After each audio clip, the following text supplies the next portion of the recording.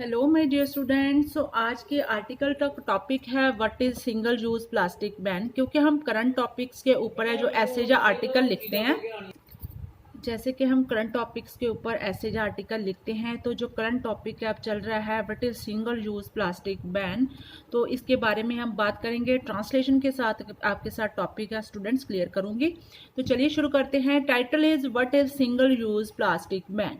Single use plastic ban वो होता है जब कोई भी हमने पॉलीथीन लेना है, उसमें हम सामान लेके आए, उसके बाद हम उसको फेंक देते हैं, तो उसको बोलते हैं सिंगल यूज प्लास्टिक बैन, जिसके कारण पोल्यूशन बढ़ रहा है। इसी की वजह से ये प्लास्टिक है बैन हो रहा है। तो रूल्स एंड रेगुलेशन इसके लिए बन चुके हैं, उनको कैसे इंप्लीमेंट करना है, उनको कैसे लागू करना है, तो इस तरह से ये वीडियो मैंने आपके लिए अपलोड की है। तो चलिए शुरू करते हैं। In July this year the central government put the ban on manufacturing, sale and use of single-use plastic items throughout all over the country। तो साल के इसी 2022 में ही जुलाई में द सेंट्रल गवर्नमेंट केंद्रीय सरकार ने बैन डाल दिया। मैन्युफैक्चरिंग, जो भी मैन्युफैक्चरिंग जैसे कि किसी भी चीज़ की प्रोडक्शन है, फैक्ट्रीज में पॉलीथीन बैग बनते हैं, उनकी मैन्युफैक्चरिंग पर, सेल के ऊपर and use of single use plastic item, तो जो भी सिंगल यूज प्लास्टिक आइटम है उनके ऊपर बैन लग चुका है through out all over the country. ऐसा नहीं कि किसी एक स्टेट में, बल्कि ऑल ओवर पूरे देश में इसका जो बैन है लग चुका है। Further if anybody is found floating the ban, तो अगर कोई भी इस नियम का उल्लंघन करता पाया गया या फिर इस रूल को तोड़ता हुआ नजर आया, फ्लाउटिंग होता है किसी नियम का उल्लंघन करना। The ban the defaulter can be prosecuted under the provision of law, कानून के अनुसार है उसको प्रोसिक्यूटेड, मतलब उसको गिरफ्तार वगैरह किया जाएगा, प्रोसिक्यूटेड किया जाएगा, under which jail up to 5 year. तो इसके साथ ही ये रूल है कि आपको 5 साल की है जेल है वो भी हो सकती है, और पेनल्टी अप टू 1 लाख और बोथ कुड बी इम्पोज्ड। या फिर आपको 1 लाख की पेनल्टी भरनी पड़ेगी या फिर आपको 5 साल की जेल जाना पड़ेगा। और कई बार ऐसा भी होता है, ऐसा केसेस भी होते हैं जहां पे आपको पेनल्टी और जो जेल है वो इकट्ठी होती है। इस तरह से काफी बड़ा क्राइम है ये घोषित कर दिया गया है भारतीय सरकार द्वारा कि सिंगल यूज प्लास्टिक बैन को अगर कोई इस नियम को तोड़ता हुआ नजर आया तो उसको किस तरह से उसकी सजा है वो मिलेगी। Also, local authorities like municipal committee corporation have been directed to issue new licenses with the condition that single-use plastic will not be retailed at the establishment। तो इसके साथ ही जैसे सरकार ने कोई कानून बना दिया है तो उसको लागू कौन करता है? हमारे सबसे पहले ग्राउंड लेवल पे इस चीज़ को शुरू किया जाता है, जैसे कि हमारे गांव के हो गए या फिर हमारी म्यूनिसिपल कमेटी, हमारे शहरों में जो हम वहाँ पे इनकी वोटिंग वगैरह होती रहती है, have been directed to issue, तो उनको डायरेक्शन दी गई है कि इशू किए जाएं। Single use plastic will not be retailed, किसी भी रिटेल काउंटर के ऊपर इसको सेल नहीं किया जाएगा, कोई भी सामान इसमें नहीं सेल किया जाएगा। In brief the whole emphasis is on the retailers. तो अगर हम विस्तार में इसकी बात करें तो पूरा के पूरा जो भार है, वजन है, वो सिर्फ रिटेलर्स के ऊपर ही डाल दिया गया है कि वो इसको ना बेचे। Instead of this government should drop A ban on manufacturing of such item. तो इसके उलट गवर्नमेंट सरकार को, हमारी केंद्रीय सरकार को क्या करना चाहिए था, क्या कानून बनाना चाहिए था?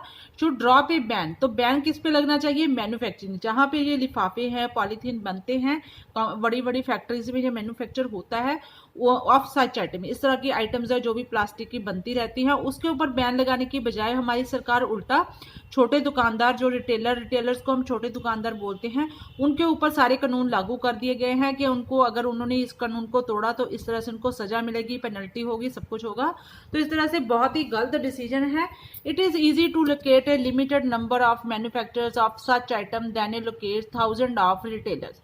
तो इसको, इस चीज को हमने जब कोई कानून लागू करना है उसके लिए आसान विधि क्या है? To locate a limited number of manufacturers, क्योंकि जो इसको मैन्युफैक्चर करती हैं, पॉलीथीन को बनाती हैं कंपनीज, वो कम है, लेकिन such item than a locate thousand of retailer. अगर हम बात करें रिटेलर्स की, जो छोटे दुकानदार इसका यूज करते हैं, जो इसमें सामान बेचते हैं, उनकी गिनती ज्यादा है मैन्युफैक्चर फैक्ट्रीज के कंपैरेटिवली। इसलिए अगर मैन्युफैक्चरर्स के ऊपर ही पाबंदी लगा दी जाए तो ये बहुत ज्यादा ईजी हो जाएगा, क्योंकि इतनी ज्यादा रिटेलर्स के पास पहुंच करनी मुश्किल है। लेकिन अगर वही कंपनियों को रोक दिया जाए, इसके मैन्युफैक्चरर जो इसको बनाते हैं उनके ऊपर बैन लग जाए तो बहुत इजी हो जाएगा। But this is the way how our government works. पर ये हमारी गवर्नमेंट का तरीका है, भारतीय सरकार का, जो कि अच्छा नहीं है। Instead of putting ban on important of Chinese, इस बात को क्लियर करने के लिए मैं आपको एक और एग्जांपल देती हूँ। इंस्टेड ऑफ पुटिंग बैन, इसकी बजाय के बैन लगा दिया जाए इंपोर्ट ऑफ चाइनीज, जो कि चाइनीज की हमारी डोर है, काइट फ्लाइंग डोर आती है, उसने काफी हादसे हो जाते हैं। वो सीधे लोगों को, जब राहगीर होते हैं, जब हाथ पे आ जाती है, गले पे आ जाती है, नाक पे, मुंह पे आते हैं, तो उसके बहुत बड़े बड़े जख्म हो जाते हैं। तो ये डोर है, इसके ऊपर पाबंदी लगाने की बजाय चाइनीज के ऊपर फ्लाइंग स्टिंग और it's local manufacturing, they always go after small retailers of the same. तो उसकी बंद करने की बजाय, उसको बैन लगाने की बजाय हमारी सरकार क्या करती है, मैन्युफैक्चरिंग को रोका नहीं जाता, they are always go after small retailer. तो हमेशा छोटे दुकानदारों के ही पीछे पड़े रहते हैं और उनके ऊपर ही ये सारे कानून है लागू होते हैं। जब भी कोई छापा पड़ता है, रिटेलर्स के ऊपर पड़ता है, छोटे दुकानदार के ऊपर इसका छापा पड़ता है। Plastic waste management rule 2060 banned using plastic material for packing, storing और selling of paan masala, tobacco, shampoo, food items, milk products and others. तो 2016 में ये वेस्ट मैनेजमेंट के रूल के अंडर जो एक विधि बनाई थी, उन्होंने कानून बनाया था, यूजिंग प्लास्टिक मटेरियल, जो भी प्लास्टिक मटेरियल है, जैसे कि पैकिंग, स्टोरिंग, कोई भी चीज़ स्टोर करनी है, या किसी चीज़ को, जैसे मिल्क हमने लेके आना है, कोई चीज़ लेके आना है, पनीर लेके आना है, तो उसको हम दूसरे बैग्स में नहीं लेके आ सकते, तो वहाँ पे इस चीज़ की ज़रूरत रहती है, तो स्टोर करने के लिए। और सेलिंग ऑफ पान मसाला वगैरह जो भी आता है, टबाकू है, शैम्पूज के पाउचेज है, फूड आइटम्स है, हमारी मिल्क प्रोडक्ट है एंड अदर। तो इन सब के लिए क्या है कि प्लास्टिक मटेरियल जरूरी है, तो इन्हीं के ऊपर ये जो बैन लगाना इन्होंने शुरू कर दिया है। As government took no action on manufacture, फिर घूम फिर के बात वहीं आ जाती है कि गवर्नमेंट है, कोई भी एक्शन है मैन्युफैक्चरर्स के ऊपर नहीं लेती है ऑफ सच प्रोडक्ट, जो भी इस प्रोडक्ट्स को बनाते हैं। But to show their act against petty shopkeepers, जो कमज़ोर शॉपकीपर्स हैं, जिनके पास आमदनी का कोई साधन नहीं है, उनके ऊपर ही सारा ये अपना गुस्सा है, अपने जो कानून है वो लागू करते रहते, पैटी शॉपकीपर्स, छोटे दुकानदार। The reason is that because big corporate houses are involve in the business. तो अगर बात कर ली जाए क्योंकि इन फैक्टरीज के ऊपर बैन क्यों नहीं लगता, उसका रीजन क्या है कि जो भी बिग कॉर्पोरेट, बड़े बड़े राजनीतिक घराने हैं, जिनकी ये फैक्ट्रीज हैं, जो इनको चलाते हैं, आर इन्वॉल्व, वो इसमें शामिल हैं, इन द बिजनेस, इस बिजनेस में वो शामिल हैं। And they fund political party during election, तो जब पॉलिटिकल पार्टीज इलेक्शंस के दौरान उनको पैसे की ज़रूरत होती है, अपने प्रोपेगेंडे की ज़रूरत होती है, जब अपनी मशहूरी की उनको ज़रूरत होती है, बहुत सारे फंड उनको चाहिए होते हैं, तो तभी वे कॉरपोरेट घराने हैं, उनको बड़े बड़े राजनीतिक घराने हैं, इनको पैसे प्रोवाइड करते हैं। इसी की वजह से जो राजनीति है, हमारी सरकार है, इनके अगेंस्ट कोई कदम नहीं उठाती, बल्कि चुप्पी धारण कर लेती है। If our government is serious about single use plastic ban issue, अगर हमारी गवर्नमेंट सीरियस हो जाए about single use plastic ban के against issue, then definitely positive result will be coming. तो ये बात पक्की है कि पॉजिटिव रिजल्ट है, आपको हमारे को अच्छे नतीजे देखने को मिलेंगे।